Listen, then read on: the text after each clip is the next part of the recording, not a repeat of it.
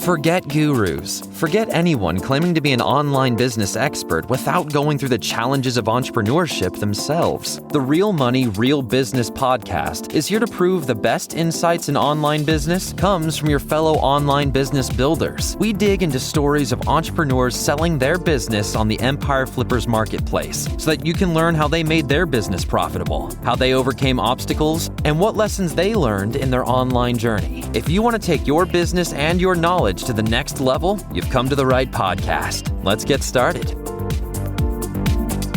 Hey everyone, welcome to another episode of the Real Money, Real Business podcast. We record these interviews so that potential buyers can learn more about the business and the seller to help them make an informed buying decision. If you would like to learn more about this business, including details like what type of business it is, how much revenue and profit it makes, and all of the assets included with the business, simply visit empireflippers.com/marketplace and search for this business's listing number, which you can find in the video thumbnail and in the description. Or if you're watching this on YouTube, you can click the link in the description to go straight to the listing. So without further ado, let's get into this interview. First up, let's learn a little bit about you. Can you tell us about your background in building and running online businesses? I've been running this business with my wife for the last 8 years. We built it from the ground up and we're profitable in the first 3 months. Over the time since, we've generated more than $6 million in lifetime sales. We're getting close to 100,000 lifetime orders. We've built a global customer base and created a really loyal community around the brand. Some of our best customers have spent more than $20,000 with us over that time. My background is in operations, marketing, and digital business. So we built the business to be quite systemized. There's clear processes, really strong supplier relationships, and a subscription model that delivers predictable recurring revenue.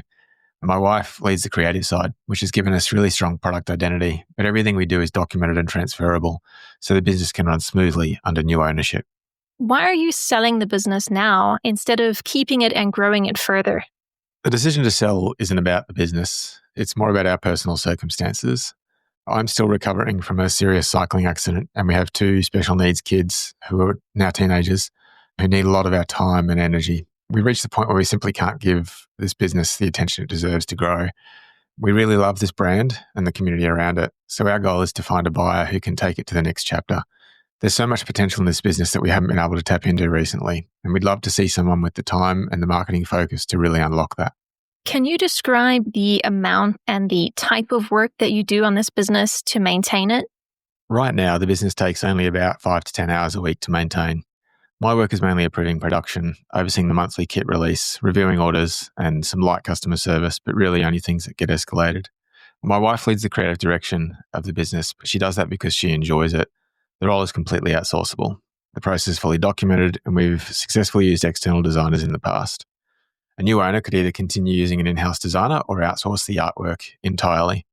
The subscription model means that the business runs on a predictable monthly cycle, and we've built a full Notion database with standard operating procedures, most of which have Loom tutorials covering every part of the workflow. So the business can run smoothly under new ownership with a similar time commitment, or even less if outsourced. So if you were to keep this business, what are some of the ways you would try to grow it? I think there's a few high return on investment opportunities that we haven't had the capacity to pursue, the biggest of which is consistent content. Things like short form videos, plan with me tutorials, journaling setups, showing the product in use. It's really what drives discoverability in this niche. We've barely touched TikTok or Instagram Reels, so that's a huge area of opportunity. Email's another major lever. Whenever we run consistent email campaigns and automated flows, revenue jumps quickly. The third is influencer partnerships. Historically, when we've had the right influencers working with us, those collaborations are incredibly effective. Reviving that program would really drive subscriber growth. And I think the cherry on top are things, special releases and seasonal launches. Those used to be some of our biggest sales events. And typically 50% of the subscriber base buy every special release that we do. So a really great opportunity for add-on revenue. Any buyer who runs these activities consistently and builds out the product line will see some strong growth because the brand already has an excellent product market fit and a very engaged community. Right. And what would you say are the biggest risks with this business that buyers should be aware of?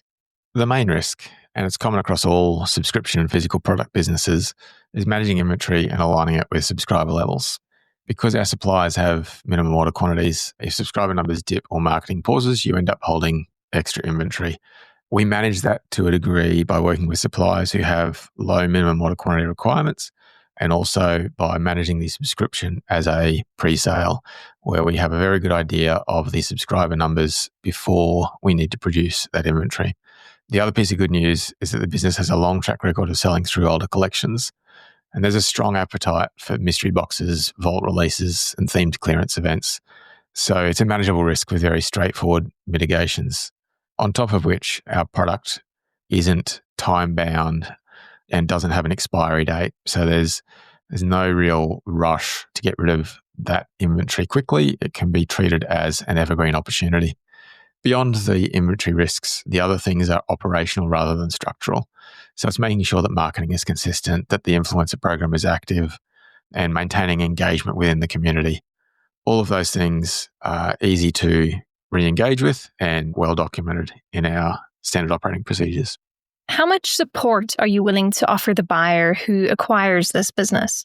We're offering a very supportive handover, at least 60 days of email and scheduled call support, which will include all of our operations, marketing, and creative, plus a full walkthrough of our standard operating procedures, the Notion workspace that we've developed, and all of our Loom tutorials. Specifically for things like our YouTube lives, we're very happy to offer a hand-in-glove support for the initial transfer period. That might mean helping on camera for the first few videos, helping you script content, or even just showing you the structured process that we use to filming those opportunities. All of that can be outsourced very easily, as there's no requirement for you to be a YouTube wizard. There's a large pool of content creators in this niche who would love to represent the brand. So I guess what we're saying is if you want a little bit of extra support around marketing or creative content initially, we're completely open to that. The business doesn't rely on us long term. There's a lot of really solid systems and processes in place so that any function can be outsourced. And we're committed to showing you how all of those things work. Are you open to negotiating something like an earn-out agreement? We're open to discussing a structure that makes sense for both sides, including an earn-out if that helps the buyer feel confident. Our preference is a clean, straightforward sale, but we're flexible as long as the structure is fair and aligned with the value of the business. Okay, final question. If you had to put yourself in the shoes of a buyer, why is your business a business worth buying? From a buyer's perspective, this is a really attractive business because it has everything you want in a subscription brand: a strong product market fit, a loyal community, and a predictable monthly revenue base. One of the biggest strengths is how sticky the subscribers are. The average customer stays for well over 18 months, and many have been with the business since day one. And what really sets the brand apart is that subscribers don't just take the monthly kit. They almost always buy the special releases, things like seasonal kits, add-ons, anything that's not in the subscription that enhances their association with the brand, they clamour for. That means that the subscriber base also multiplies the revenue for every future launch. It's the kind of behaviour that's rare in e-commerce, and it's a big part of why the lifetime value is so strong. So when you combine the recurring subscription revenue with a highly engaged community and a large back catalogue of artwork and products, you end up with a business that's stable today and has a very clear upside for someone who can put consistent marketing behind it. I mean, I'm biased, but I think it's a no-brainer. All right, everyone. Thanks for listening. To learn more and see if this business is still for sale, head over to empireflippers.com/marketplace and search for this business listing number, which you can find in the video thumbnail and description. Or if you're watching this on YouTube, click the link in the description to go straight to the listing. Once you've unlocked this listing, you'll find everything you need to know about this business. So, thanks for joining us. See you next time.